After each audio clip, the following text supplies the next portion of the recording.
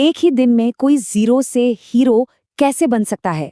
आज के इस ब्रेकडाउन में हम soul land legend of the dragon king के तीसरे एपिसोड को देखेंगे और जानेंगे तांग वुलिन के उस एक दिन के बारे में जिसने, आप कह सकते हैं, उसकी दुनिया हमेशा हमेशा के लिए बदल दी। इस पूरे एपिसोड का जो सेंट्रल आइडिया है ना, वो इस एक सलाह में छिपा है जो तांग वुलिन को अपने पिता से मिली थी। और वुलिन के लिए, जिसे लगता था कि उसमें टैलेंट तो भई है ही नहीं, इस बात का सिर्फ एक ही मतलब था, उसे हर किसी से डबल बल्कि ट्रिपल मेहनत करनी होगी। तो कहानी की शुरुआत होती है तांग वुलिन के एक बहुत ही बुरे दिन से।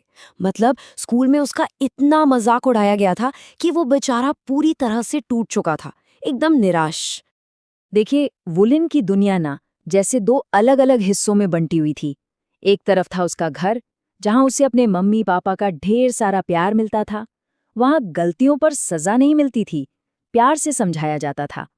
और दूसरी तरफ था स्कूल, जो इसके ठीक उल्टा था, एकदम सख्त और अकेला कर देने वाला माहौल। स्कूल में तो उसे सब लिटिल ग्लास कहकर चिढ़ाते थे। पता है क्यों? क्योंकि उसकी जो ब्लू सिल्वर ग्रास स्पिरिट थी ना, उसे सब बेकार और कमजोर मानते थे। और ये ताना, ये उसे हर पल याद दिलाता था कि वो कितना नाकाम है। और मजाक यही नहीं रुका।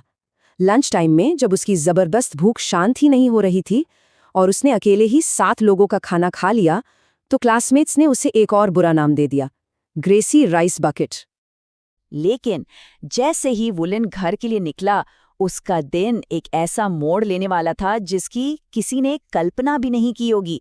एक बहुत ही ड्रामेटिक टर्न। तभी वुलिन की नजर एक लड़की पर पड़ी। वो मैले कुचैले कपड़ों में थी, अकेली, और पहली नजर में उसे लगा कि शायद वो कोई भिखारी है।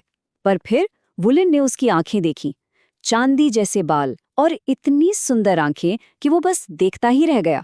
इस लड़की का नाम था नायर। लेकिन ये मुलाकात बहुत जल्दी खतरनाक हो गई। कुछ अजीब से आदमी वहां आए और नाज़र को घेर लिया। वो उसे खाने का लालच देकर अपने साथ ले जाने की कोशिश कर रहे थे और साफ पता चल रहा था कि उनके इरादे बिल्कुल भी ठीक नहीं है। और ठीक उसी पल वुलिन के सामने एक सवाल था, क्या वो डर कर भाग जाए या फिर उस लड़की को बचाने के लिए खड़ा हो? ये उसके साहस का असली इम्तिहान था। वो डरा हुआ था, बहुत डरा हुआ था, लेकिन फिर भी वो आगे बढ़ा। उसने उन आदमियों का सामना किया और फिर उसने बड़ी चालाकी से अपना सबसे बड़ा दाव खेला। उसने ऐलान कर दिया कि वो एक सोल मास्टर है और वो ये अच्छी तरह जानता था कि इस टाइटल का क्या मतलब होता है। और उसका ये दाव काम कर गया। उन गुंडों को ये बात अच्छी तरह से पता थी कि एक रजिस्टर्ड सोल मास्टर से भिड़ने का मतलब है सीधे सीधे फेडरल गवर्नमेंट से पंगा लेना। बस ये सुनते ही वो लोग तुरंत वहां से 9-2-11 हो गए। अब जब खतरा टल गया तो कहानी एक बहुत ही प्यारे, दिल को छू लेने वाले मोड़ पर आ जाती है। वुलिन अपनी इस नई दोस्त को अपने घर ले आता है, जहां एक नई दोस्ती की शुरुआत होने वाली थी। बात ये थी कि दोनों को ही जोरों की भूख लगी थी और शायद यही भूख उनकी दोस्ती की पहली वजह बनी। वुलिन ने उसका हाथ पकड़ा और उसे अपने घर डिनर के लिए ले चला। घर पहुंचकर जब वुलिन की मां ने पूरी कहानी सुनी तो जाहिर है वो थोड़ी परेशान तो हुई, लेकिन उन्हें अपने बेटे की हिम्मत पर बहुत गर्व भी हुआ। उन्होंने एक पल भी नहीं सोचा और खुले दिल से नायर का स्वागत किया और वादा किया कि वो उसे दुनिया की सबसे अच्छी चीजें बनाकर खिलाएंगी। और डिनर का सीन तो बस देखने लायक था। नायर ने एक के बाद एक इतनी सारी डम्पलिंग्स खा ली कि वुलिन और उसके पेरेंट्स तो बस हैरान होकर उसे देखते ही रह गए। ऐसा लग रहा था मानो बेचारी महीनों से भूखी हो। खैर, पेट पूजा होने के बाद परिवार ने एक जिम्मेदार कदम उठाया। उन्होंने फैसला किया कि वो नायर को अधिकारियों के पास ले जाएंगे ताकि वो उसके असली परिवार को ढूंढ सके। और अब आता है कहानी का सबसे मैजिकल हिस्सा। जब बाहर की दुनिया का शोर शांत हो गया तो वुलिन का ध्यान गया अपने अंदर, जहां एक सोई हुई शक्ति जागने का इंतजार कर रही थी। तो नायर के जाने के बाद वुलिन पहली बार मेडिटेशन करने बैठता है और वहीं एक चमत्कार हो जाता है। उसे हवा के चलने की आवाज सुनाई देती है। वो पौधों को महसूस कर सकता है। उसे ऐसा लगता है जैसे जमीन पर फैली पूरी ब्लू सिल्वर ग्रास उसी का हिस्सा हो। और तभी जमीन से एक हल्की सी एनर्जी उसके शरीर में आती है और उसकी सोल पावर बढ़ने लगती है।